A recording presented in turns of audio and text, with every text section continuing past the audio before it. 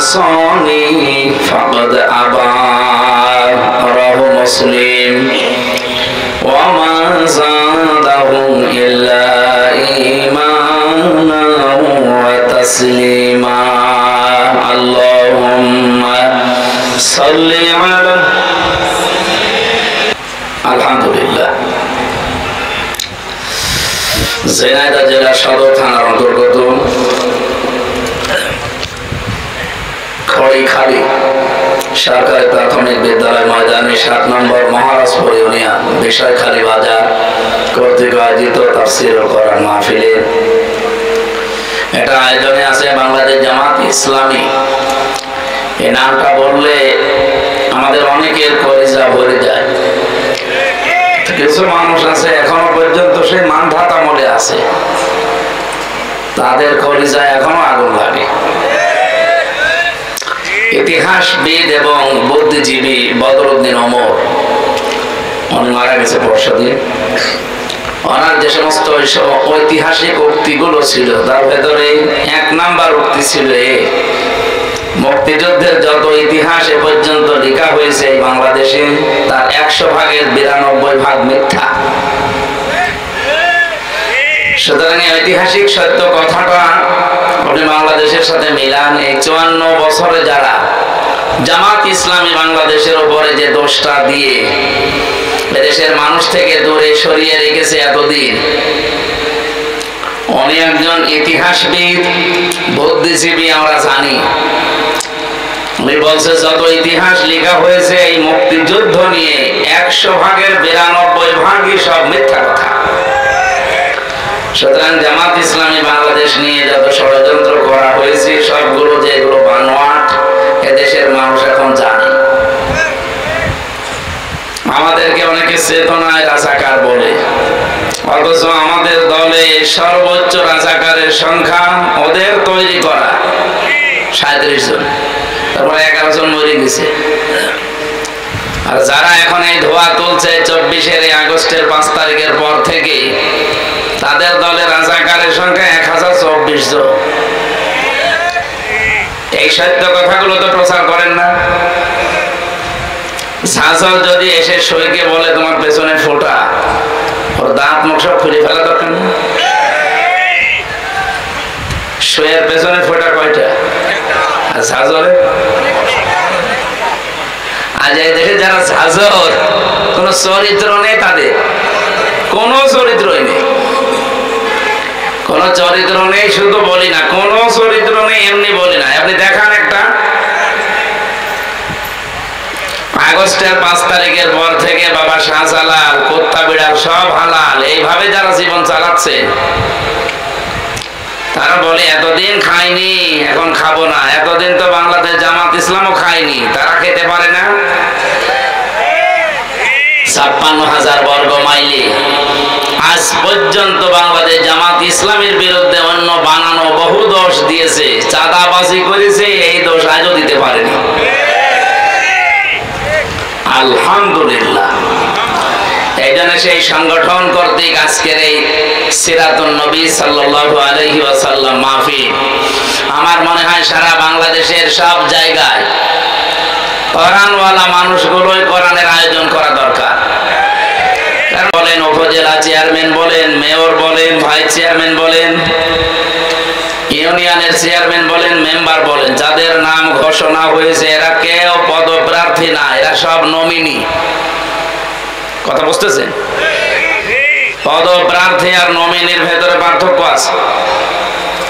এদেশে ৩০০ মানুষের নাম আমিরে জামাতের মাধ্যমে বাংলাদেশ জামাত ইসলামী ঘোষণা দিয়েছে, এরা কেউ পদপ্রার্থী না, এরা সব নমিনি।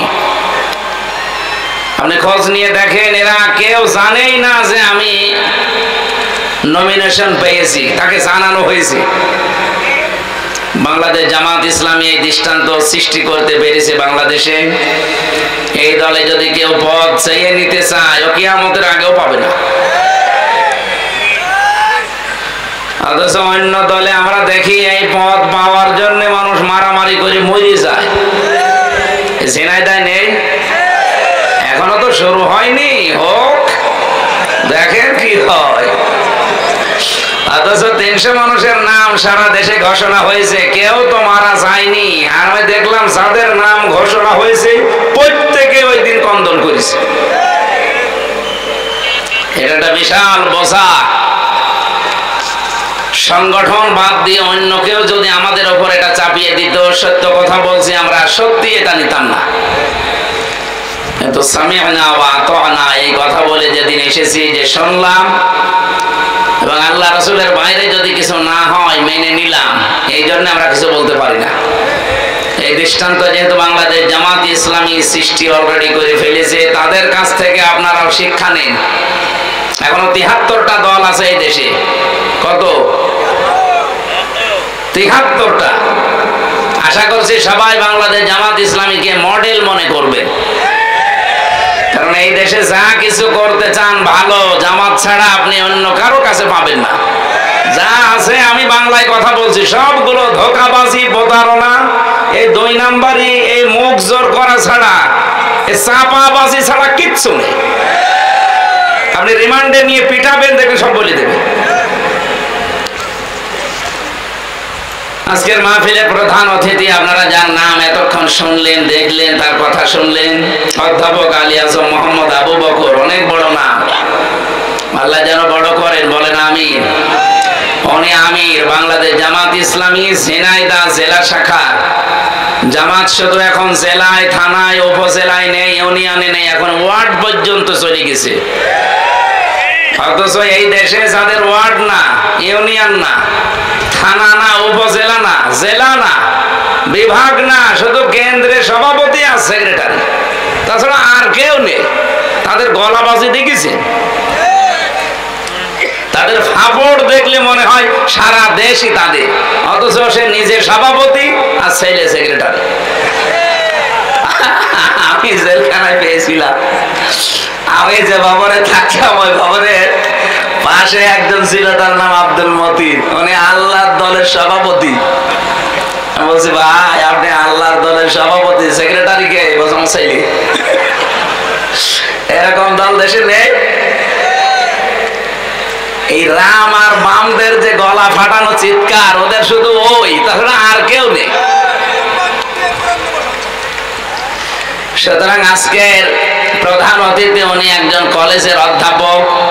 কোরআনের আয়াত যেভাবে পড়ছিলেন, বোঝাচ্ছিলেন, একজন মাওলানার মতো না? বলেন তো, অনেক মাওলানা মনে হয় এভাবে ডিপলি কোরআন বোঝে না। ওয়ানজালনাল হাদিদা ফীহি বাসুন শাদীদ, উনি যেটা মেন করতে চাচ্ছিলেন, আল্লাহ রাব্বুল আলামিন এই শক্তি, এই ক্ষমতা, এই রাজত্ব যেন এবার এদেশের মুসলমানদের হাতে এনে দেন। আরো জোরে বলেন আমিন। এখানে আলোচনা রেখেছেন বাংলাদেশ জামাত ইসলামী ভাই চেয়ারম্যান, আগামীতে যেন চেয়ারম্যান হয় ইনশাআল্লাহ। এই সমস্ত মানুষগুলো চেয়ারম্যান, মেয়র, এমপি যদি হয়, এদের এই টাকা এদিক থেকে এদিকে যাবে না। তো বাকি যাদেরকে তো দেখলাম, যারা এখন এই যে গলা ফাটাচ্ছে, ওরা বারবার 5 বার চ্যাম্পিয়ন হয়েছে। মানুষ তো খেলাধুলা করে চ্যাম্পিয়ন হয়, আর তারা দুর্নীতিতে। তারা যদি এখন আবার গলা উঁচু করে কথা বলে, গলা কেটে ফেলা দরকার না? আমার আজকের আলোচনার বিষয়টা আমি আগে বলে দিচ্ছি। আমি এভাবে সাজিয়েছি কোরআনের এই আয়াত দিয়ে, আমি তাফসীর থেকে এগুলো বানিয়েছি। সাবধান, কার আদর্শ অনুসরণ করছেন? যেহেতু সিরাত মাহফিল, আলোচনার বিষয় কি বললাম? সাবধান। এরপর একটা আশ্চর্যবোধক চিহ্ন আছে। এরপরের শব্দটা হচ্ছে কার আদর্শ অনুসরণ করছেন, প্রশ্নবোধক চিহ্ন। আশা করছি এই বিষয়টার সামনে নিয়ে ঘন্টাখানেক কথা বলতে চাই। শুধু প্রসাব, পায়খানা আর বিড়ি খাওয়া ছাড়া কেউ যাবেন না।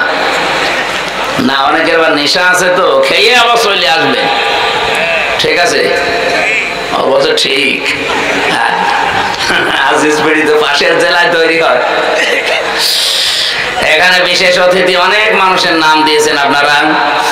জেলা নায়েবে আমির এসেছেন জনাব আব্দুল আলিম, জেলা সেক্রেটারি এসেছেন অধ্যাপক আব্দুল আওয়াল, মাওলানা ওলিউর রহমান, কাজী সগির আহমেদ, মাওলানা রেজাউল করিম, আলমগীর হোসেন, 17 নম্বর নলডাঙ্গা ইউনিয়ন। এটা জামাতের চেয়ারম্যান নমিনি উনি আলমগীর হোসেন ভাই। আর আপনাদের মহারাজপুর ইউনিয়নে বাংলাদেশ জামাত থেকে নমিনি হয়েছেন আমার আলম হোসেন ভাই। এসেছে উনি আলী আহমেদ, আহমদ আলী, আহমদ আলী। দামাত বারকাতুহুমুল আলিয়া। এই ঝিনাইদহ বিশেষ করে এই জেলাতে পোড়াটায় আমরা কোরআনের দাওয়াত নিয়ে আসি। আপনারা অন্য যাই মনে করেন, আমি রাজনৈতিক একটা পরিচয় বহন করি, কিন্তু কোরআন সামনে নিয়ে যখন কথা বলি, এখন আমার সামনে সবাই আমার শ্রোতা। সেই হিসাবে যাদের মাধ্যমে আসি, হাজী আরজান আলী ওনার মাধ্যমে আসা হয় বেশি।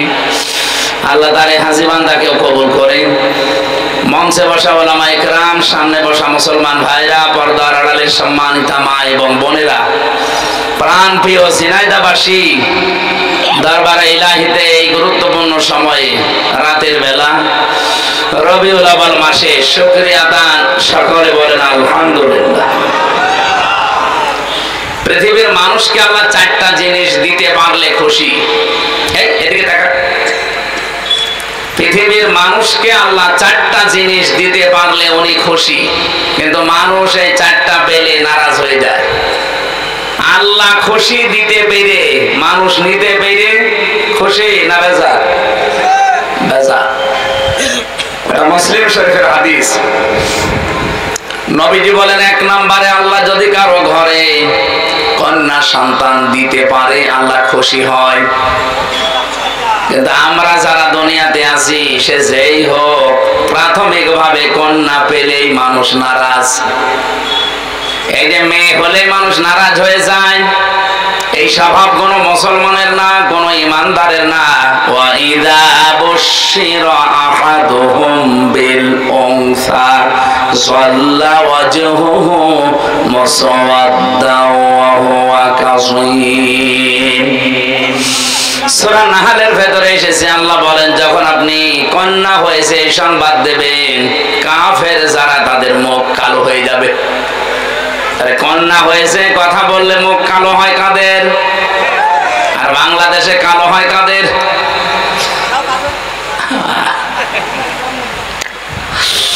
আপনি টের পাচ্ছেন আল্লাহ আপনার উপরে খুশি হয়েছেন, এই জন্য এটা দিলেন। নবীজি বলেন, আল্লাহ পাক যদি কাউকে একটা কন্যা দেয়, সে যেন বিশ্বাস করে আল্লাহ তার জন্য একটা জান্নাত বরাদ্দ করে রেখেছেন। কিন্তু কি বললাম? কিন্তু কি 4টা শর্ত পূরণ করা লাগবে এই মেয়েটার পেছনে। 1 নম্বরে, মেয়েটা যখন দুনিয়াতে আপনার ঘরে আসবে আপনি খুশি হবেন। 2 নম্বরে, তার পেছনে খরচ করবেন। 3 নম্বরে, তাকে দ্বীনের শিক্ষা দেবেন। 4 নম্বরে, সৎ পাত্র থেকে পাত্রস্থ করবেন। আল্লাহ পাক শুধু জান্নাত না, ইলা ইয়াউমিল কিয়ামা, কিয়ামত পর্যন্ত তার রহমত আপনার সাথে রাখবে। সিস্টেমরা তো পাল্টিয়ে ফেলেছি। মেয়ে হলে খুশি, প্রথমটাই নেই, বেজার হয়ে যায়। আমি কোরআনে মেয়ে লোকের আলোচনা যত জায়গায় পড়েছি, দেখেছি আল্লাহ ছেলে এবং মেয়ের কথা বলতে গেলে আগে মেয়ের নাম দিয়েছেন। ইয়াখলুকু মা ইয়াশাউ ইয়াহাবু লিমান ইয়াশাউ ইনাসা ওয়া ইয়াহাবু লিমান ইয়াশাউ যুকুর ইলা আখির আয়াত। সূরা শুরা এসেছে, তিনি সৃষ্টি করেন, যাকে ইচ্ছা কন্যা দেন, যাকে ইচ্ছা পুত্র দেন। আপনি চিন্তা করে দেখেন, আল্লাহ আয়াত শুরু করার প্রথমেই মেয়ে লোকের নাম নিলেন। আল্লাহ যাকে ইচ্ছা মেয়ে দেন, যাকে ইচ্ছা ছেলে দেন। কেন আল্লাহ আগে যাকে ইচ্ছা ছেলে দেন মেয়ে দেন বলতে পারতেন না? মুফাসসির বলেন, আল্লাহ মেয়ের নাম আগে নিয়েছে এই জন্যে আল্লাহ পাক নিজেই মেয়েদের পক্ষে। বলেন সুবহানাল্লাহ। বিশ্বনবী জানিয়েছেন, এই পৃথিবী আমার কাছে কিছুই ভালো লাগে না, 3টা জিনিস আমার কাছে প্রিয়, ভালো লাগে, পছন্দ হয়। 1 নম্বরে নামাজ, 2 নম্বরে সুগন্ধি, 3 নম্বরে মেয়ে মানুষ। এখানে মেয়ে লোক বলতে গিয়ে নবী ইমরাতি একালিফ টান দিয়েছেন।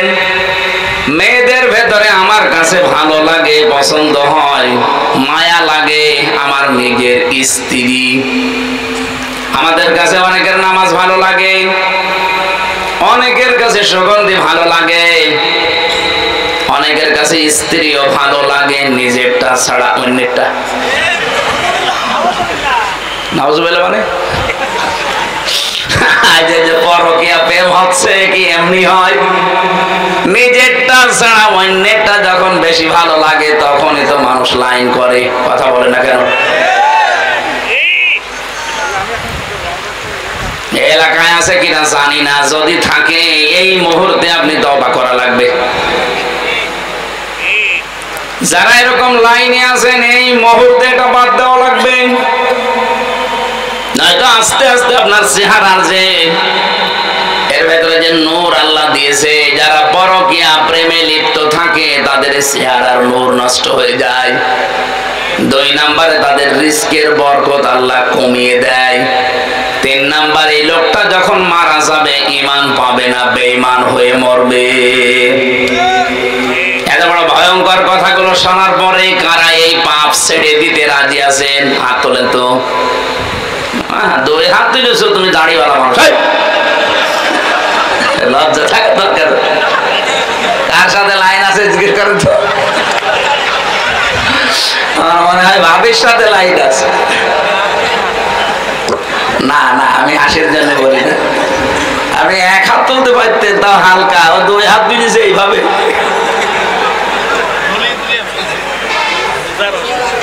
যদি কেউ থেকে থাকেন আশা করছি ওনার মতো ছেড়ে দেবেন।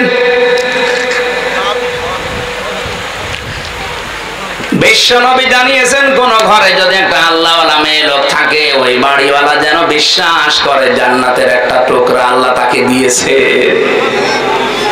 এখানে যারা বাবা আছি, মেয়ের বাবা, এই যে 4টা কথা বললাম, যেটা করলে কিয়ামত পর্যন্ত, শুধু ইলা ইয়াউমি, ইলা দুনিয়া পর্যন্ত নবী দেননি, ইলা ইয়াউমিল কিয়ামা, কিয়ামত পর্যন্ত আল্লাহর দয়া রহমত তার উপরে থাকবে। তাহলে 1 নম্বরে আপনি খুশি হবেন, 2 নম্বরে তার পেছনে আপনি খরচ করবেন সাধ্য মতো, 3 নম্বরে তাকে দ্বীন শেখাবেন, 4 নম্বরে তাকে সৎ পাত্র দেখে পাত্রস্থ করবেন। যদিও বাংলাদেশে মেয়েদের বিবাহের বয়স ধরা হয় 18 বছর, কিন্তু কোরআন হাদিস অনুযায়ী মেয়েদের বিবাহের বয়স ধরা হবে যেই দিন তার শরীর খারাপ হবে ওই দিন থেকে। এটা 10 বছরে, 12 বছরে, 15 বছরে, 18 বছরে হতে পারে। সম্মানিতা মা বোন যারা বসে আছেন, এখানে একটা মাসলা বলি। অনেকেই বেহুশ আছেন, এ বিষয়ে কোনো খবর নেই, হুঁশ নেই। নামাজ কিন্তু ফরজ, রোজা কিন্তু ফরজ। অনেকে হেলায় খেলায় নষ্ট করে নামাজও শুরু করে, রোজাও রাখে, কিন্তু একেবারে মধ্যম বয়সে না। মেয়েদের যেই দিন শরীর খারাপ হবে ওই দিনের পর থেকেই পবিত্র হয়ে তার নামাজ যে আরম্ভ হয়ে গেল, জীবনে রোজা যে আরম্ভ হয়ে গেল, কোনদিন সে আর এগুলো ছাড়তে পারবে না। শুধু মাসে 3 দিন, 5 দিন, 7 দিন, 10 দিন বাদ দিয়ে ওর জীবনে নামাজও বাদ নেই, রোজাও বাদ নেই। কথা বোঝা গেছে? এই মাসলাটা যারা জানতেন না, আজকে থেকে আমল করবেন। আপনার মেয়ে যদি 10 বছরে বা 12 বছরে, 15 বছরে শরীর খারাপ হয়েছে, আপনার স্ত্রী তো জানে, ওর পরে কোনদিন যেন এই মেয়েটা আর ফরজ নামাজ বাদ দিতে না পারে। যদি হেলায় খেলায় নষ্ট হয়ে যায়, আপনার আমল নামায় কবিরা গুনাহ উঠতে থাকবে। এই যে নামাজ পড়লো না আপনার এই মেয়েটা, বালেগা হওয়ার পরেও কিয়ামতের দিন এই মেয়েটাকে যখন সর্বপ্রথম আল্লাহ তুলবে, আপনারা জানেন সবাই, আউয়ালু মা ইউহাসাবু বিহিল আবদু ইয়াউমাল কিয়ামাতিস সালাহ। কিয়ামতের দিন আল্লাহ তার সামনে দাঁড় করিয়ে সর্বপ্রথম নামাজের হিসাব নেবেন। এই মেয়েটাকে যখন জিজ্ঞাসা করবে, তোমার শরীর খারাপ হয়েছিল 13 বছর বয়সে, আর নামাজ আরম্ভ করেছো 20 বছর বয়সে, এই 7টা বছর যে নামাজ পড়ো নাই, কার আন্ডারে ছিলে? এই মেয়েটা নির্দ্বিধায় ওই দিন কিন্তু আপনার দোষ দেবে। কথা বলেন না কেন? নির্দ্বিধায় বলবে ওয়াকালাল্লাযীনা কাফারু রাব্বানা আরিনাল্লাযাইনি আযাল্লানা মিনাল জিন্নি ওয়াল ইনস নাজআলুহুমা তাহতা আকদামিনা লিয়াকুনা মিনাল আসফালিন। সূরা আমিন সাজদার 29 নম্বর আয়াতে এসেছে, রব্বুল আলামিন বলেন কাফেরেরা ওই দিন বলবে রব্বানা, হে আমাদের প্রতিপালক, আরিনা, আমাদেরকে দেখান, আদাল্লানা মিনাল জিন্নি ওয়াল ইনস, ওই সমস্ত জিন আর মানুষদের যারা দুনিয়াতে আমাদেরকে পথভ্রষ্ট করেছিল, তারা নিজেরা হেদায়ের উপরে চলতো, আমাদেরকে চালাতো না, ওদেরকে ডাক দেন।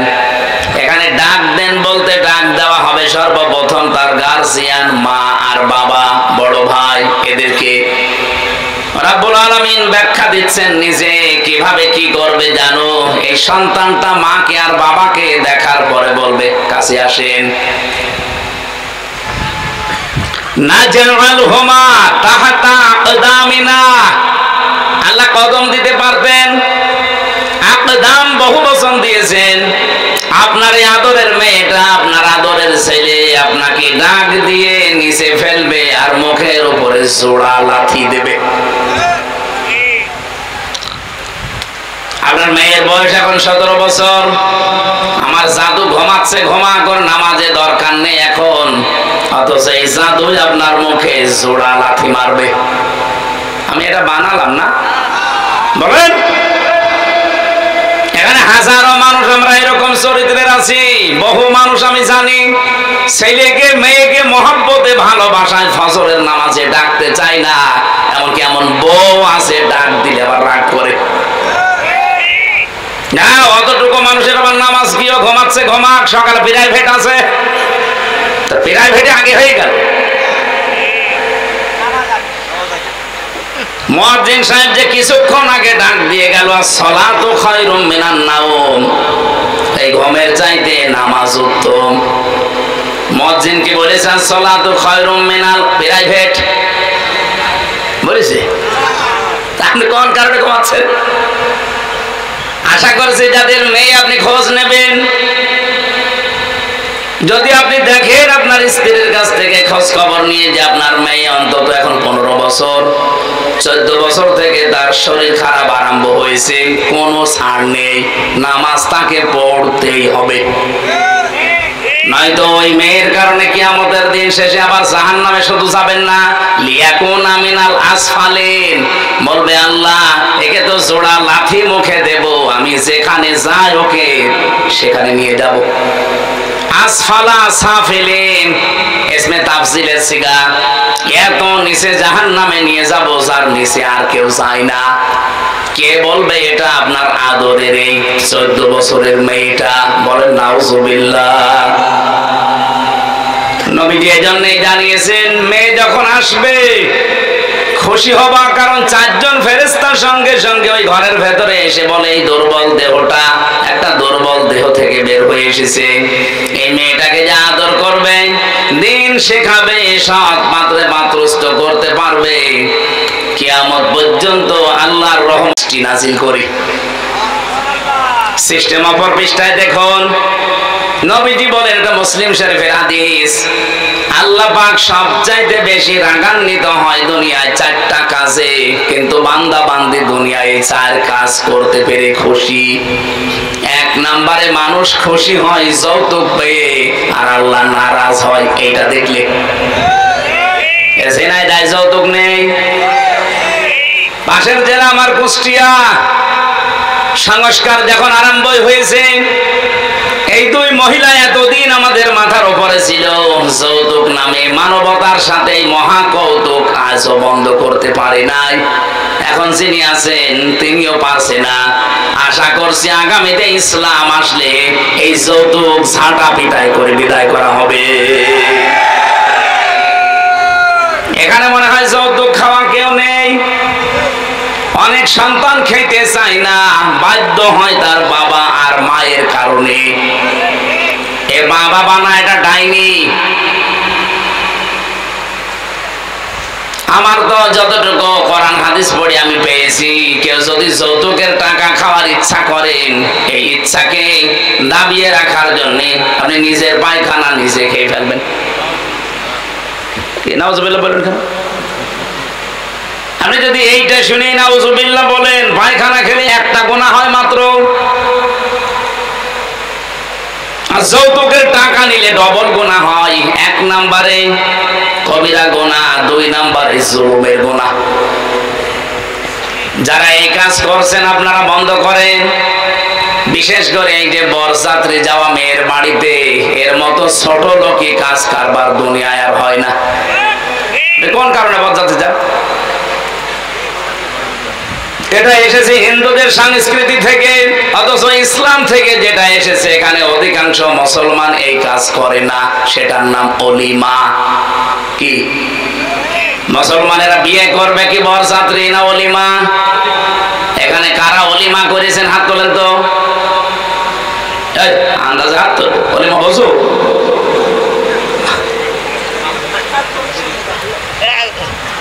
না, এই যে হাত তুলেছে এর কি এখনো বিয়ে হয়েছে নাকি অলিমা বসে?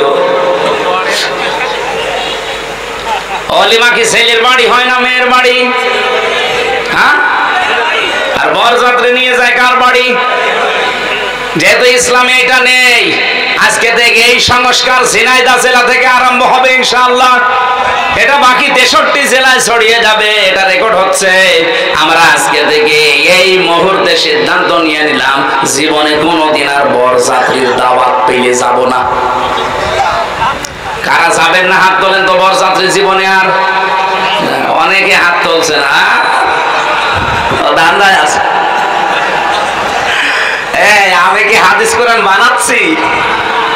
আপনি যদি কোরআনের কথা হাদিসের কথা শুনেও না মানে, তা আপনার এখানে আসার দরকার কি? বলেন, আপনাকে বলা লাগবে জীবনে কোনোদিন আর বরযাত্রী খাইতে যাব না, দাওয়াত পেলেও যাব না। বলবো না, অলিমা দাওয়াত দেন যাব। কারা কারা বরযাত্রী যাবেন না হাত তোলেন। হ্যাঁ তোলেন, তাড়াতাড়ি তোলেন। বরযাত্রী খাওয়াচ্ছে। বারবার এত করে বলছি, কারণ আছে, কারণ আমার 3টা মেয়ে, ছেলে নেই। আমার বাসা লাগবে না। না, যদি আমি বানিয়ে বলছি না, এটা হাদিস কোরআন, কিন্তু আমরা মেনে নিতে চাই। ভাই, আল্লাহ আমাকে দেয়নি ছেলে, মেয়ে দিয়েছে, কিন্তু যৌতুকের টাকা নেওয়া। আল্লাহ পাক বলেন, আমি যদি আর একটু বেশি রেগে যাই কারো উপরে, আমি তখন দেখি এই লোকটা গীবতে লিপ্ত। তার মানে আল্লাহ পাক বেশি রেগে যান মানুষকে গীবত করতে দেখলে। অথচ বাস্তবতায় দেখলাম এখনো চলছে বাংলাদেশে গীবত। তো দূরের কথা, গীবতের উপরের আরেকটা পাপ আছে, তার নাম তোহমত। সেটা এই দেশে সবচাইতে বেশি হচ্ছে। গীবত বলা হয় কাকে? কারো ভেতরে কোনো দোষ আছে, ওই দোষের কথা যদি তার অঙ্গাচরে বলেন, সে যদি রাগ করে শুনলে, এইটার নাম গীবত। আর এইটার উপরে আরেকটা পাপ আছে, তার নাম তোহমত। ওইটা কি? আপনি আন্দাজে একজনের উপরে কোনো দোষ চাপিয়ে দিলেন, অথচ ওই লোকটা ওই দোষ করে নাই। ওইটার কারণে সে জাতির কাছে কালার হয়ে গেল, একটা বদনাম হয়ে গেল তার। এরকম দোষ তো দেশে নেই। এই যে নির্বাচন চলছে ডাকসুতে, এমন এমন দোষ এক একজনের উপরে দিচ্ছে এক একজন, অথচ ওই দোষ তার ভেতরে নেই। শুধু রাজনৈতিক প্রতিহিংসার কারণে এই দোষগুলো অনেকের উপরে চাপানো হচ্ছে। কোরআনে কারীম জানিয়েছে, ওয়ামাইয়া কাসিবা খাতিয়াতান আও ইসমান সুম্মা ইয়ারমি বিহি বারিআন ফাকাদ ইহতামালা বুহতানা ওয়া ইসমান মুবিনা। সূরা নিসা 112 নম্বর আয়াতে আছে, রব্বুল আলামিন বলেন, দুনিয়ায় বহু মানুষ এমন আছে নিজে অন্যায় করে, নিজে অপরাধমূলক কাজগুলো করে বেড়ায়, দোষটা চাপিয়ে নিজে সাধু সাজে। এটা সবচাইতে বেশি করছে, এখন আমি নাম নিলাম না, সেই লোক কে?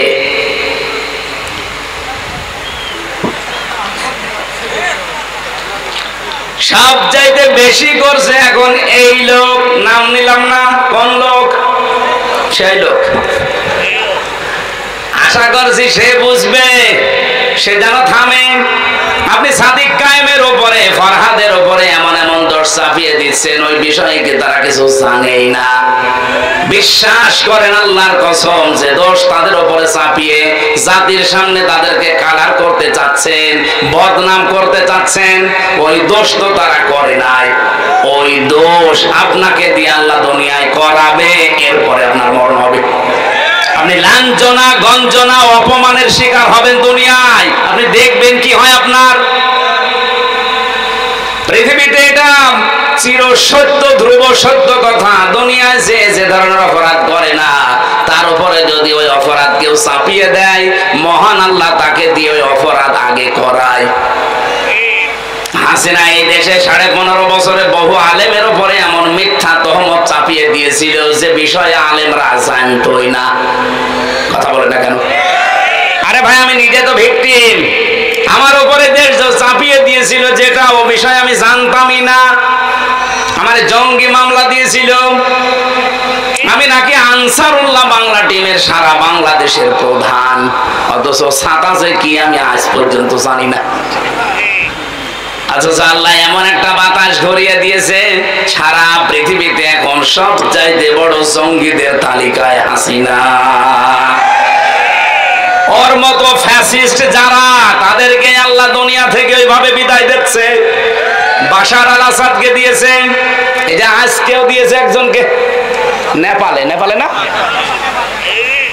বিক্ষোভ করতে গিয়ে ছেলে মেয়েরা, জনতারা আগুন লাগিয়ে দিয়েছে। শেষ পর্যন্ত প্রধানমন্ত্রীর বউ পুড়িয়ে মরে গেছে। এটা তো আল্লাহ সিম্পল দেখাচ্ছেন। এটা কিন্তু কোরআনের কথা। দুনিয়ায় যদি কেউ কোনো অপরাধ না করে, তার উপরে দোষ আপনি চাপিয়ে দেবেন, আপনাকে দিয়ে ওই দোষ আল্লাহ করাবেন, নয়তো আপনার মরণ হবে না। অনেকে আবার এই জায়গায় একটা সুযোগ খোঁজে, যে মরণ যদি না হয় তাহলে বেঁচে থাকতে তো পারবো। কত বড় শয়তান বলে। আল্লাহ নারাজ হয় কখন? যখন দেখেন এই লোকটা গীবত করছে। আল্লাহ সবচাইতে রেগে যায়, এর উপরে আরেকটা আছে। 3 নাম্বারটা পেয়েছি আমি। আল্লাহ পাক বলেন, আমি আরো রেগে যাই যখন বান্দার উপরে দেখি এই লোকটা মিথ্যা কথা বলছে। এটা তো আর দেশে নেই। 63 বছরের জীবনে, অথচ আমাদের যিনি আদর্শ, আমি যে বললাম সাবধান, কার আদর্শ অনুসরণ করছেন, প্রশ্নবোধক চিহ্ন এমনি দেয়নি। 63 বছরের জীবনে এই মানুষটা একটা মিথ্যা কথা বলেনি। সেই লোকটার জীবন চরিত্র নিয়ে আজকে আলোচনা হবে। অথচ আপনারা যারা আদর্শ মেনে আনন্দে লাফান, তার জীবনে পুরাটাই মিথ্যা দিয়ে ভরা। ঝিনাইদহবাসী, এখানে শুধু এই হাজারো মানুষ শুনছে না, এটা রেকর্ড হয়ে তামাম দুনিয়া চলছে এখন। সারা পৃথিবীর মানুষকে জানাবো, যাদের আদর্শ অনুসরণ করেন, বিবেকের কাছে একটু প্রশ্ন করেন, ওই লোকটা আসলে চরিত্রবান কিনা। যদিও অনেকের রাগ হয়, বলে ডাইরেক্ট বলা দরকার কি, আপনি গোপন রাখতে পারেন না। না, সত্য কোনোদিন গোপন থাকে না। বাংলাদেশে এখন চরিত্রবান সত্যই মানুষ যদি ছাত্র সংগঠনে আপনি খুঁজতে চান, ইসলামপন্থী ছাত্র সংস্থা ছাড়া আপনি খুঁজে পাবেন না। যারা ইসলাম দিয়ে রাজনীতি করে, আপনি দেখেন, সে যারাই হোক, যারা ইসলাম দিয়ে রাজনীতি করে, সে ইসলামী ছাত্র শিবির হোক, ইসলামী ঈশা ছাত্র আন্দোলন হোক, আর অন্যান্য যত দল আছে, যারা ইসলাম দিয়ে রাজনীতি করে, এই ছেলেদের চরিত্র এখনো পর্যন্ত ঠিক আছে। ইসলামের বাইরে যারা রাজনীতি করে, ওদের চরিত্র বলতে কি আছে আপনি দেখান। আমি জাহাঙ্গীরনগরে প্রথমে ছিলাম, চান্স পেয়েছিলাম প্রথমে ওখানে। আমি দেখেছি সকালবেলা কুলি করছে মদ দিয়ে, ছাত্র পিটাচ্ছে শিক্ষককে। এখনো পর্যন্ত এরকম বেয়াদব বাংলাদেশে আছে না নেই? আজকে একজন এরকম বেয়াদবি করছিল দেখলাম। শিক্ষকের সামনে যদি টেবিলে চাপড় দিয়ে চোখ গরম করে তুই তোকারি করতে পারে, ও জীবনে কি করবে?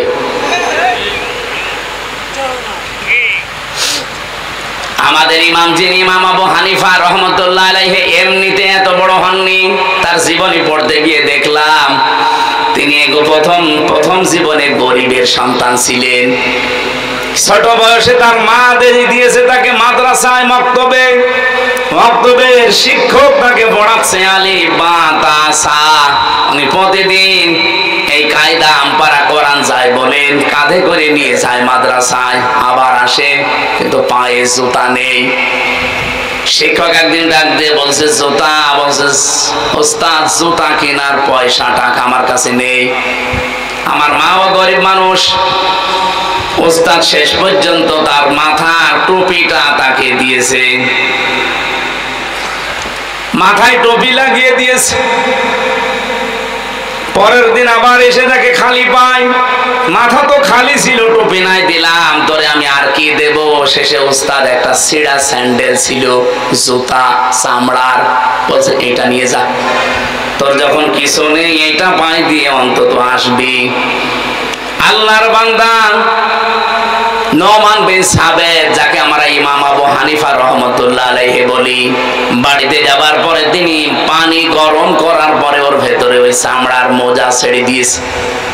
জুতাটা ছেড়ে দেওয়ার পরে গরম পানিতে ওই যে মাঝখান থেকে যে চামড়াটা বের হয় সতীর মতো দেখতে, চামড়ার মতো, ওইটা দিয়ে উনি সেলাই করেছে, মাকে দিয়ে উনি টুপি বানিয়েছে। পরের দিন যখন আসে তাকে খালি পায়। ওস্তাদ রেগে গেছে, তোরে দিলাম আমি স্যান্ডেল বা জুতা, পায়ে না দিয়ে খালি পায় কেন? ইমাম আবু হানিফা কেঁদে ফেলেছে, ডাক দিয়ে বলে ওস্তাদ আপনার পায়ে দেওয়া জিনিস আমি পায়ে দেব কি করে? আমি নিজে আমার মাকে দিয়ে পানি গরম করি, ওইটা এই যে কাপড়টা মাঝখানে ছিল ওইটা আমি এখন এই যে সেলাই করে টুপি বানিয়ে ফেলেছি। এলেম এমনি আসে আপনার কাছে?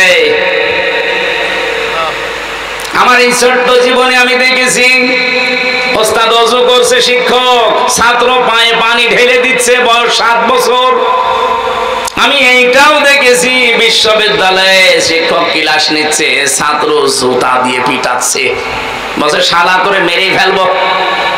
বাকিটা বললাম না, ছাত্র তো এইটাও ওইটাও, একটা মানুষ হচ্ছে আর একটা জানোয়ার হয়ে গেছে। জানোয়ার যেন আরো তৈরি হয় সেজন্য গোপন ষড়যন্ত্রের ফাঁদ অনেকে বিছিয়েছে। এই জন্য ক্লাস 1 থেকে 5 পর্যন্ত গানের মাস্টার নিয়েছে, কিন্তু মাওলানা নেয়নি। আমরা চাই আগামী থেকে ডক্টর মোহাম্মদ ইউনূস আপনি যে কয়দিনই আছেন একটা কিছু করে যান, যেন আপনি অমর হয়ে থাকতে পারেন। ফেব্রুয়ারির 12 তারিখে বলেছেন যে নির্বাচন দিয়ে আপনি বিদায় নেন, কিন্তু এমন একটা কাজ আপনি 92% মুসলমানের দেশে করে যান, এই দেশে আগামীতে কিয়ামত পর্যন্ত যত সন্তান আসবে তারা 5 পর্যন্ত পড়লেই যেন আলেম হয়ে যায়। একজন করে আলেম শিক্ষক নিয়োগ দেওয়ার পক্ষে আপনারা নেই? বলেন বলেন, দাবি আছে কার কার? এই দাবিটা আমার সাথে হাত তোলেন তো, লিল্লাহে তাকবীর। এটা শুধু ঝিনাইদহবাসীর দাবি না, সারা বাংলাদেশের 18 কোটি মানুষ, দল মত জাতি বর্ণ ধর্ম নির্বিশেষে সবার আহ্বান এটা। আশা করছি ডক্টর ইউনূস তাদের দায়িত্ব নিয়েছে, তারা যেন পাঁচ বুঝতে পারে। এটা একটা গভীর ষড়যন্ত্র। গানের মাস্টার নিয়োগ দিলেন, সেখানে টাকা লাগবে না।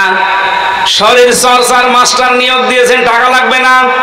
মুসলমানদের টাকা দিয়ে আপনি বেতন দেবেন গান শেখাতে, নাচ শেখাতে, শরীর চর্চা করতে। এই মুসলমানদের টাকা দিয়ে একজন আলেমকে রাখার ক্ষমতা আপনার হয় না।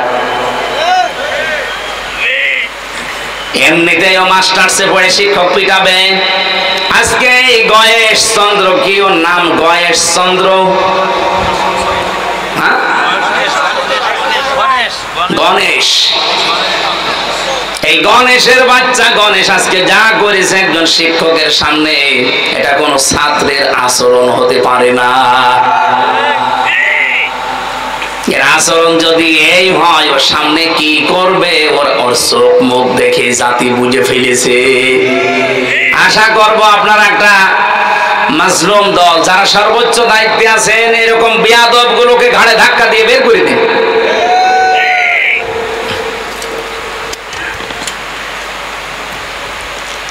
আমার ভাইরা, মিথ্যা কথা বলা বন্ধ করা দরকার। মিথ্যা সকল পাপের মা বা মূল।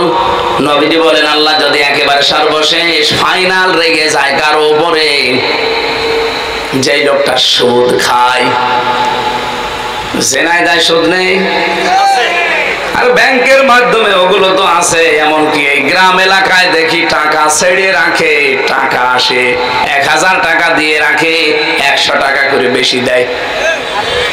ওকে তো জানে এটা সুদ, ও জানে এটা মায়ের সাথে জেনা করার শামিল, তারপরও খায়। আল্লাহ সবচাইতে বেশি রেগে যায় এই জায়গায়।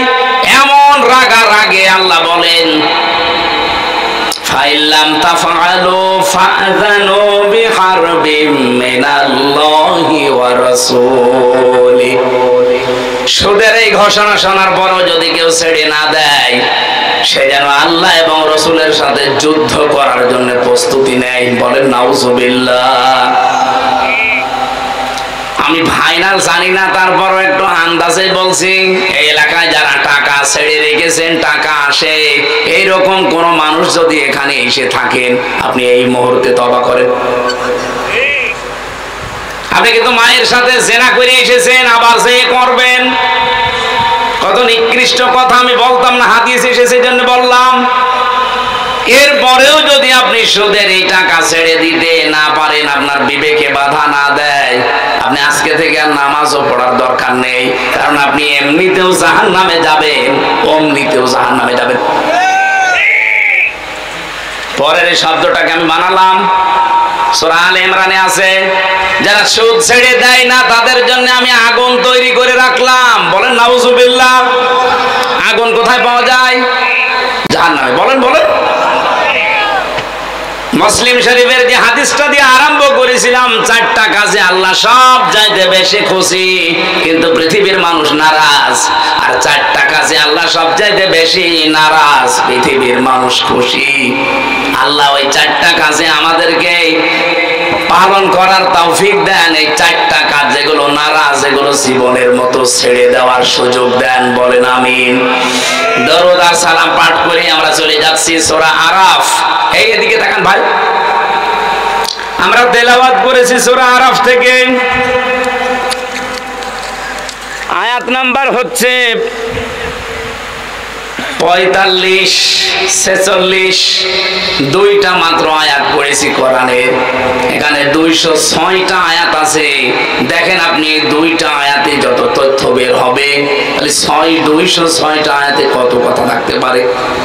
কোন আয়াত থেকে তাফসীর করতে হলে, বলতে হলে আমরা জানি কয়েকটা নিয়ম মানা লাগে। তার প্রথম নিয়ম হচ্ছে শুদ্ধ তেলাওয়াত, যেটা আমরা আগে করে ফেলেছি। 2 নম্বরে মাতৃভাষায় অর্থ এখন করা হবে। 3 নম্বরে ঐতিহাসিক প্রেক্ষাপট, এরপরে নামকরণ, এরপরে ব্যাখ্যা, এরপরে মূল শিক্ষা। তেলাওয়াত যেহেতু হয়েছে, এবার তাকান, আল্লাহ ডাক দিয়েছেন আদমের সন্তানদেরকে। আমরা আদমের সন্তান কিনা? বলেন বলেন। ইয়া বানি আদামা ইম্মা ইয়াতিয়ান্নাকুম রুসুলুম মিনকুম ইয়াকুসসুনা আলাইকুম আয়াতি। আল্লাহ পাক বলেন, হে বনি আদম সন্তান, ইম্মা ইয়াতিয়ান্নাকুম রুসুলুম মিনকুম, তোমাদের কাছে, তোমাদের মধ্য থেকে রাসূল পাঠিয়েছিলাম। ইয়াকুসসুনা আলাইকুম আয়াতি, আমার আয়াতগুলো তারা তেলাওয়াত করে করে তোমাদেরকে শুনিয়েছে, বর্ণনা করে। এখান থেকে কয়েকটা শিক্ষা আমরা আগে নেই, তারপরে বাকিটা। 3 নম্বরে পেয়েছিলাম, কোন আয়াত থেকে যদি আপনি কথা বলেন, ওই সূরার নামকরণ কিভাবে হয়েছে, ওই কোন সূরা থেকে, এইটা আগে জনগণকে জানাবেন। আমরা যেহেতু সূরা আরাফ থেকে আলোচনা করছি, আরাফ শব্দের শাব্দিক অর্থ হচ্ছে জান্নাতি আর জাহান্নামী মানুষের ঝগড়ার স্থান। 2 নাম্বার ব্যাখ্যা, আরাফ মানে জাহান্নাম আর জান্নাতের মাঝখানে একটা প্রাচীর, একটা দেওয়াল। নবীজি বলেন এখানে আল্লাহ কিছু মানুষকে বসিয়ে রাখবে। অবাইনাহুমা হিজাব ওয়া আলাল আরাফি রিজালু ইয়ারিফুনা কুল্লাম বিসিমাহুম ইলা আখির আয়াত। রব্বুল আলামিন বলেন তাদের মাঝখানে একটা হিজাব বা পর্দা দেওয়া থাকবে, যেটা প্রাচীর বা দেওয়াল বলা হয়। কিছু মানুষকে আল্লাহ ওখানে বসাবে, ওদেরকে আল্লাহ জান্নাতেও দেবে না, জাহান্নামেও দেবে না। হাদিসের শেষ পর্যন্ত আমি পড়ে দেখেছি, কোথায় দেবে এ কথা আর নেই। এখন আমার প্রশ্ন, সাহাবী এই প্রশ্নই করেছিলেন, হে নবী এদেরকে আল্লাহ জান্নাতে দেবে না কোন কারণে? নবীজি ব্যাখ্যা করতে গিয়ে বলেছিলেন, সাহাবী এদের জীবনে সব ভালো ছিল, কিন্তু মা বাবার সাথে সম্পর্ক ভালো ছিল না। ঝিনাইদহ বাসী এটা পড়লে আমার কেমন যেন ভয় লাগে। বাংলাদেশে আমরা বহু সন্তান এমন আছি, সব আমাদের ভালো, কিন্তু মা বাবার সাথে সম্পর্ক আমরা ভালো করতে পারছি না। কথা বলে না কেন? এই জায়গায় যারা সবচাইতে বড় বাধা, আমার মা বাবার সাথে আমার সম্পর্কটা খারাপ করার পেছনে, আমি তো কয়েকটা মানুষকে খুঁজে পেয়েছি, দেখেন তো আপনার সাথে মেলে কিনা। 1 নম্বরে আমার শাশুড়ি, 2 নম্বরে আমার বউ। তাই বলে আমারটা না, ওটা বলে আমি মায়ের খাবো?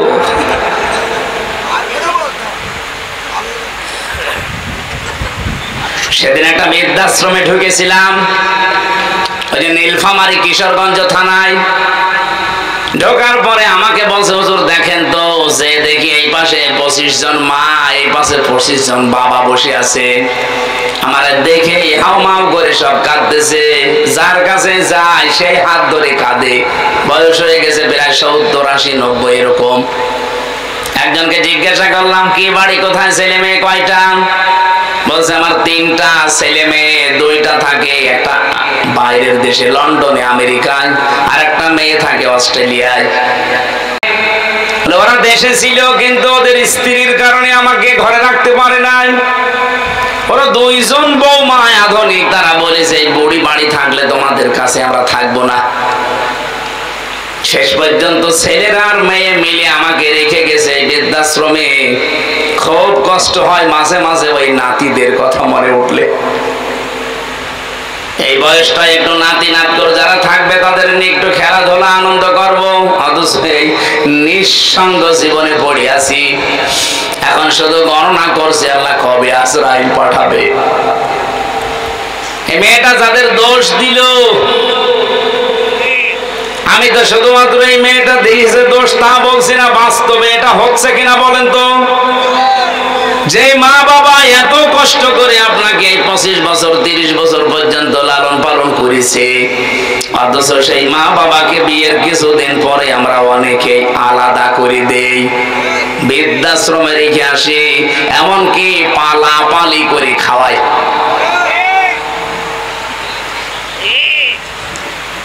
একজন মায়ের পেটে 22টা সন্তান, এতগুলো সন্তান তার পেট থেকে বের হয়, এতটুকু পেটে 22টা সন্তানের জায়গা হয়েছিল, অথচ এই মা এই 22টা সন্তানের বাড়িতে এখন 3 দিন 7 দিন করে পালা পালা করে খায়।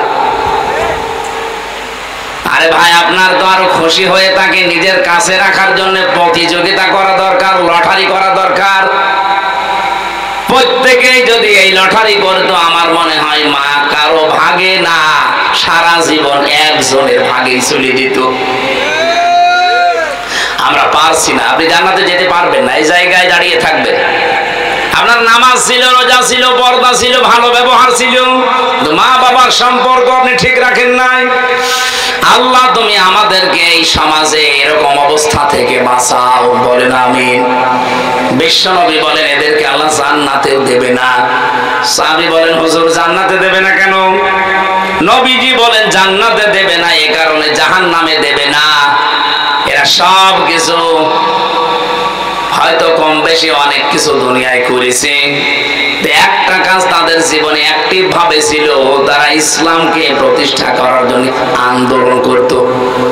আজ বাংলাদেশ জামাত ইসলামী যেটা করছে, ইসলামকে প্রতিষ্ঠা করার জন্য না শুধু ক্ষমতায় দেওয়ার জন্য। আপনি যত উল্টাপাল্টা চিন্তা করেন, আপনি খারাপ, তাই আপনার চিন্তাও খারাপ।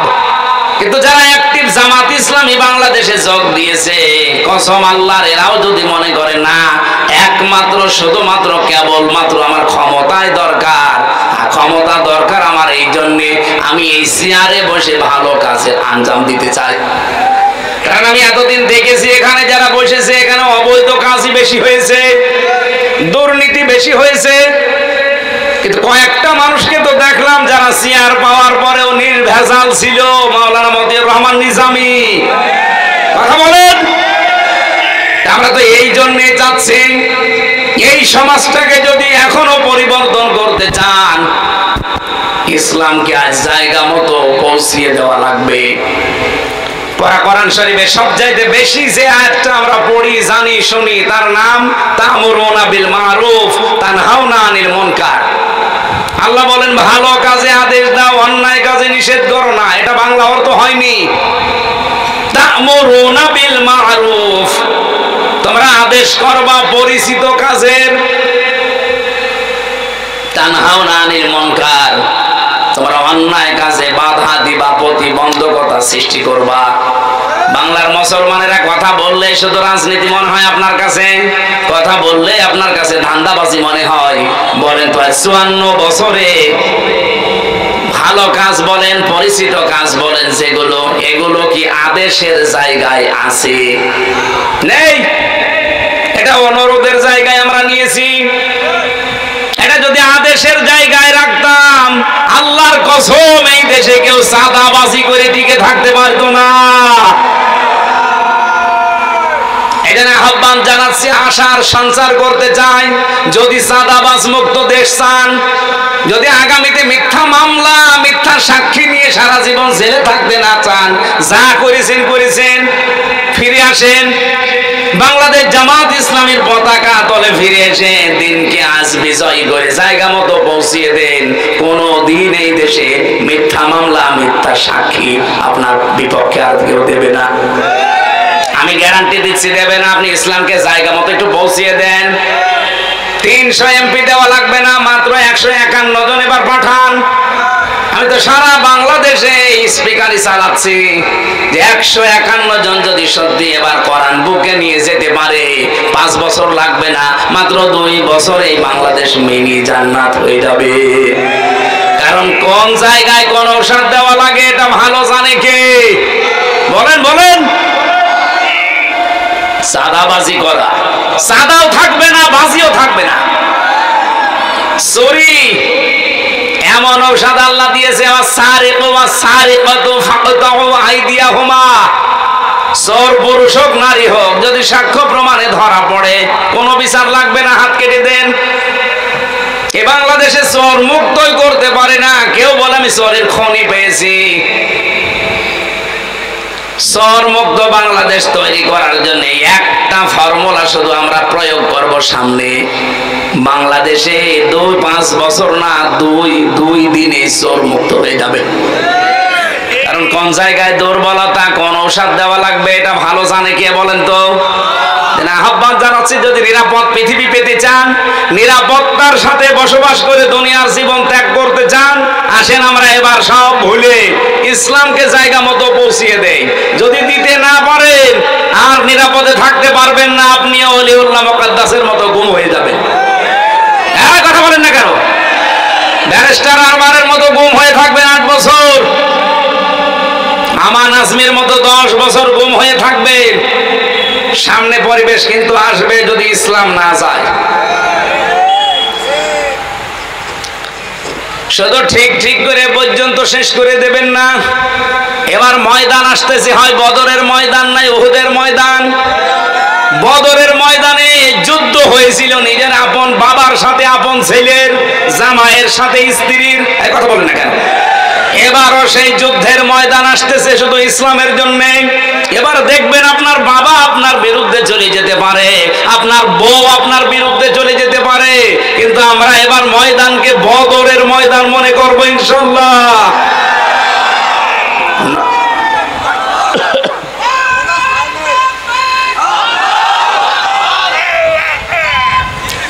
আলহামদুলিল্লাহ ভাই, আপনারা কথা ঠিক রাখবেন। এবার রেকর্ড হচ্ছে, সারা দেশে যাচ্ছে, তারাও কথা ঠিক রাখবে আমার বিশ্বাস।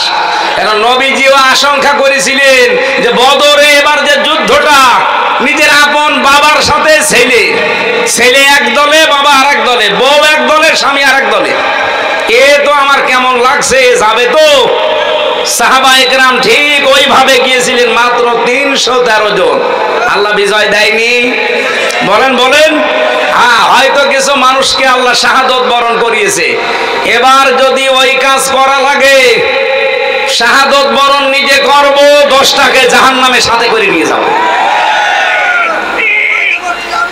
এই জন্য আগামীতে যে ভোট যুদ্ধ আসতেছে, আমরা আগেই বলে ফেলেছি, এটা শুধু ভোট না, এটা ভোট যুদ্ধ। যুদ্ধের ময়দানে কেউ যেমন সূরা কিরাত পড়ে যায় না, জিনিসপত্র নিয়ে যায়, সাজসজ্জা সজ্জিত হয়ে যায়। আগামী থেকে এই ভোট যুদ্ধে যদি আমরা বিজয়ী হতে না পারি, এখন তো আর কি অবস্থায় আছেন, 100 গুণ খারাপ অবস্থা অপেক্ষা করছে। আমি আজকে ঝিনাইদহ শহরে বলছিলাম, অনেক আলেম পর্যন্ত এখনো পর্যন্ত অ্যাক্টিভ না, বলছে না, যদি ইসলাম না আসে তখন আমার ইমামতের কি হবে? আপনি ইমামতি নিয়ে আসেন। আর আপনার এইরকম আশঙ্কা তৈরি হয় কেন যে এবার ইসলাম আসবে না? একটা ছেলে যদি এলাকায় বলে বেড়ায় যে আমার বাবার সম্পদ আমি পাই কি না পাই, তাহলে মানুষ তারে পাগল বলবে না? যে তোর বাবার সম্পদ তুই পাবি না, মানে এলাকার মানুষ পাবে? এই দেশ হচ্ছে মুসলমানদের, 92% মানুষ এখানে মুসলমান। কোরআনের আইন এবার জারি হবে না, মানে হতেই হবে ইনশাআল্লাহ। কেউ হীনমন্যতায় ভুগবেন না, কেউ দুর্বল হবেন না, ভয় পাবেন না। ইসলাম এবার ক্ষমতায় যাবে। আপনি দেখেন না ডাকসুর নির্বাচন, একজন পেয়েছে 17,000 ভোট আর একজন পেয়েছে 3,000 ভোট।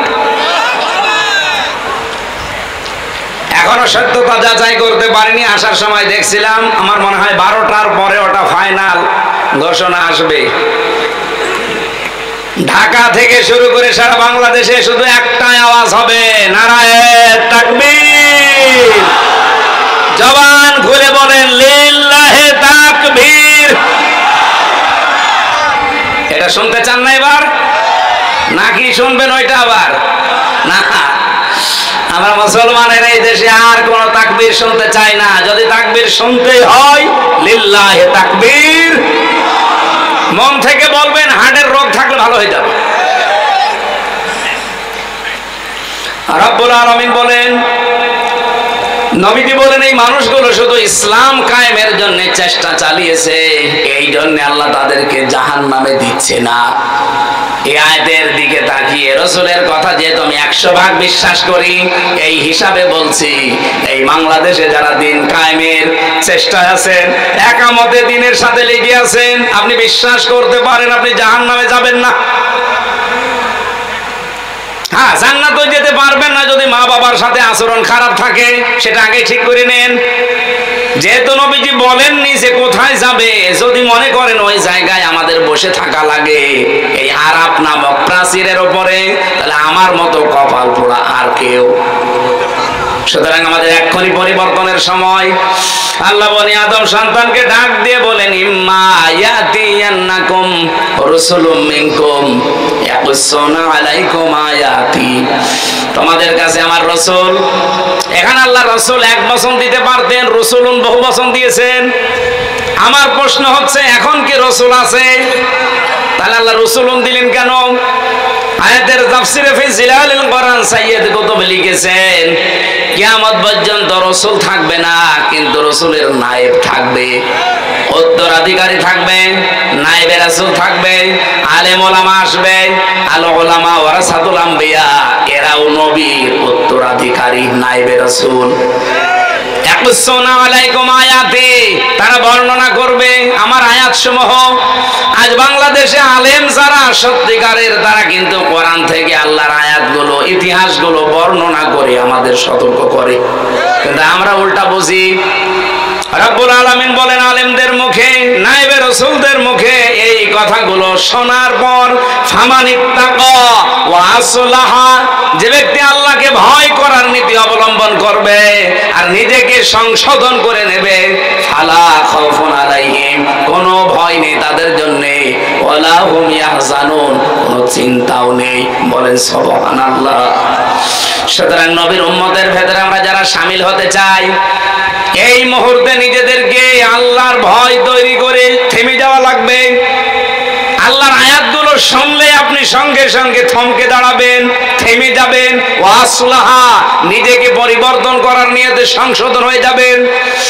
নবীজির হাদিস পড়েছিলাম, কুল্লু উম্মতি ইয়াদখুলুনাল জান্নাহ, আমার প্রতিটি উম্মত জান্নাতে যাবে, ইল্লা মান আবা, শুধু আবা বাদ দিয়ে।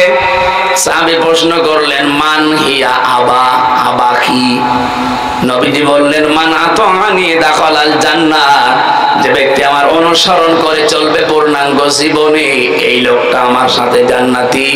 অমান আসানি ফাকাদ আবা, আর যারা আমার কথা শোনার পর আমার অবাধ্য হয়ে যাবে, পরিবারে আমার অবাধ্য, সমাজে আমার অবাধ্য, রাষ্ট্রে আমার অবাধ্য, রাজনীতিতে অবাধ্য, সব জায়গায় যখন অবাধ্যতা পাওয়া যাবে, ফাকাদ আবা, ওই লোকটাই অস্বীকারী, ওই লোকটাই জাহান্নামী। বলেন নাউজুবিল্লাহ।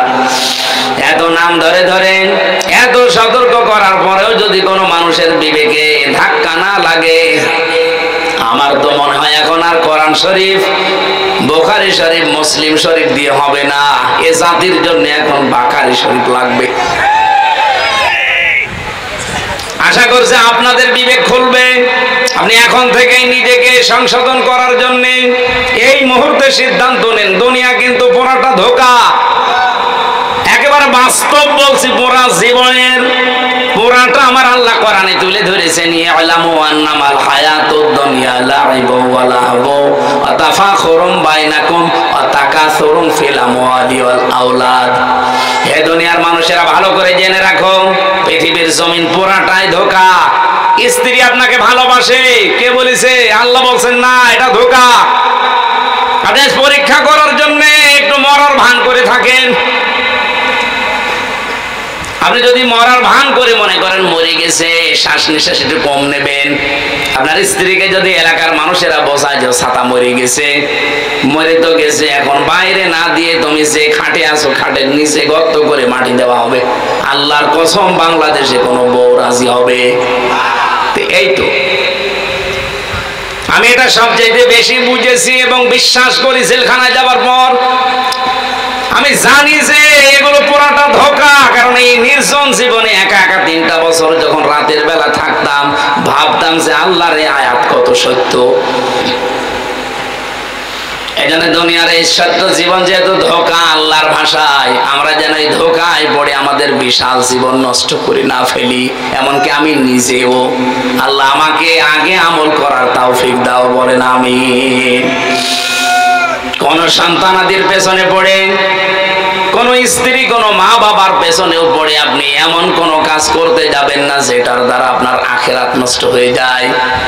ইয়া আইয়ুহাল্লাযীনা আমানু লা তুলহিকুম আমওয়ালুকুম ওয়ালা আওলাদুকুম আন যিকরিল্লাহ।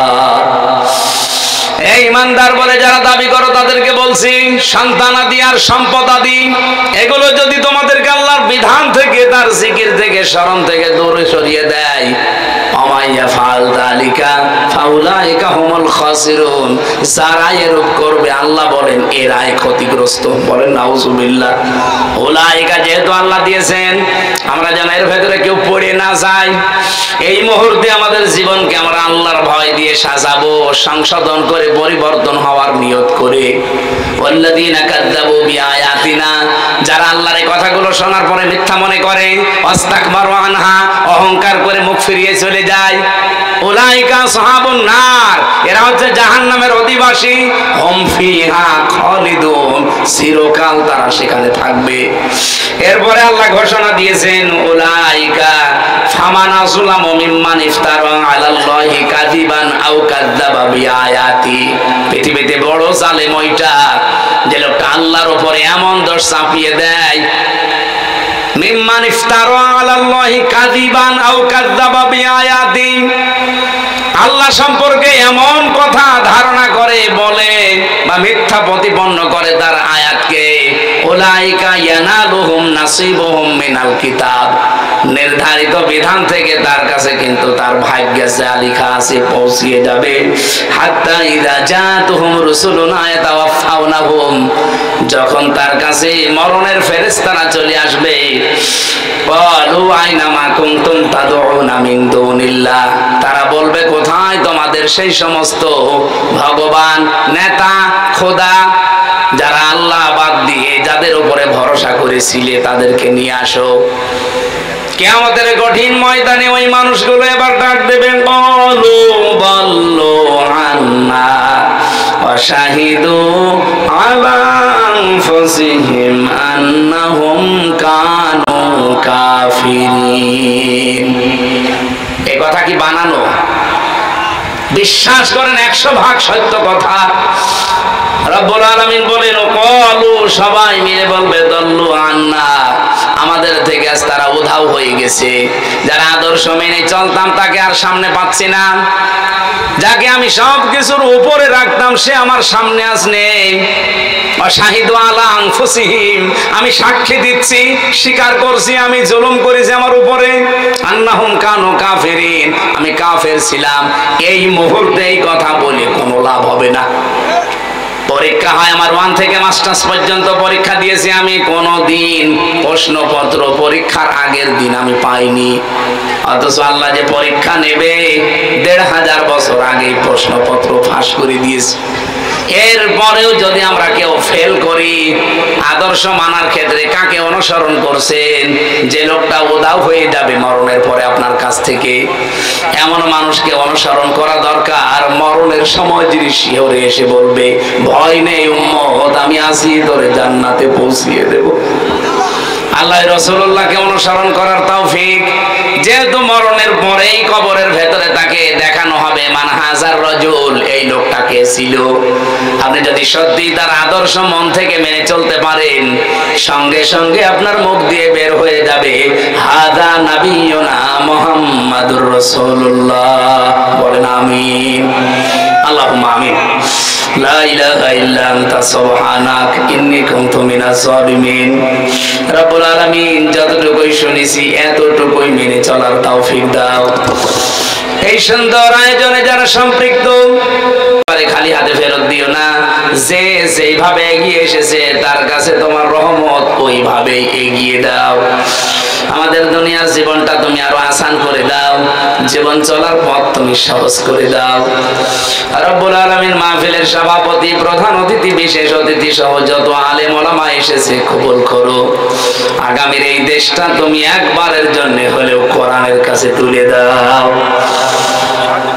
যারা সহযোগিতা করলো টাকা পয়সা দিয়ে, নিজেদের প্রয়োজন থাকার পরও কোরআন প্রচারে যারা ব্যস্ত, রব্বুল আলামিন এদের টাকা পয়সার বরকত দাও। যে বাড়িতে এসে বসেছিলাম আল্লাহ, ওই বাড়িওয়ালার উপর রহমত নাযিল করো। রব্বুল আলামিন, নারী পুরুষে আমরা যারা অসুস্থ আছি, আমি নিজে অসুস্থ, আমাদেরকে শেফায়ে কামেলা আজিলা দাও। পারিবারিক জীবনে যাদের শান্তি নেই, মেহেরবানি করে তোমার সালাম নামের খাতিরে শান্তি দান করো। এখানে বহু স্বামী বহু স্ত্রী বসে আছে, পরিবারটা তাদের কাছে জাহান্নামের মতো মনে হয়। রব্বুল আলামিন, আমাদের পরিবারটা তুমি ওসমান রোকেয়ার মতো বানিয়ে দাও।